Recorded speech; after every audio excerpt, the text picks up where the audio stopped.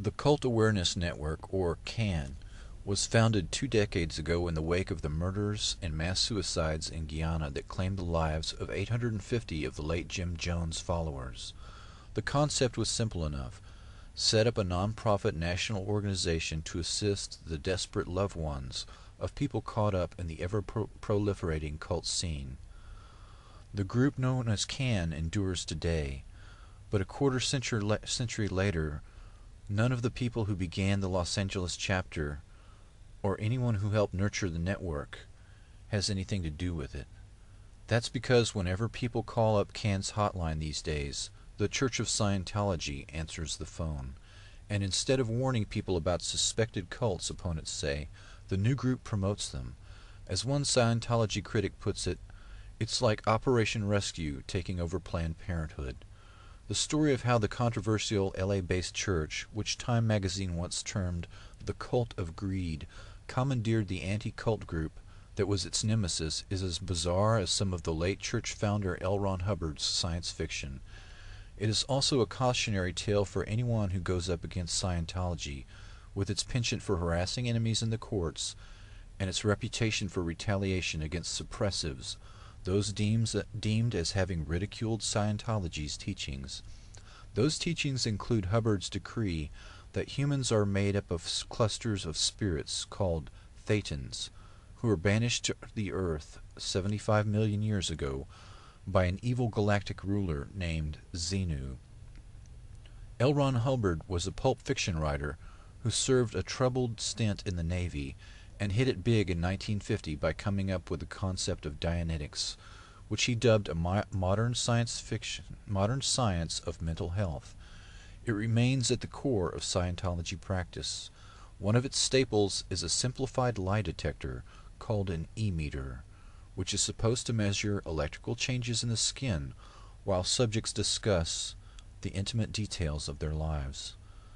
L. Ron Hubbard claimed that unhappiness sprang from mental aberrations called engrams, and that counseling sessions with the E-meter could help rid them of these engrams. Scientologists refer to the extensive and very expensive process of clearing the mind in order for this to occur as auditing. But during the 1970s, the IRS did some audits of its own and accused Hubbard of skimming millions of dollars from the church, laundering it through dummy corporations, and stashing it in Swiss bank accounts.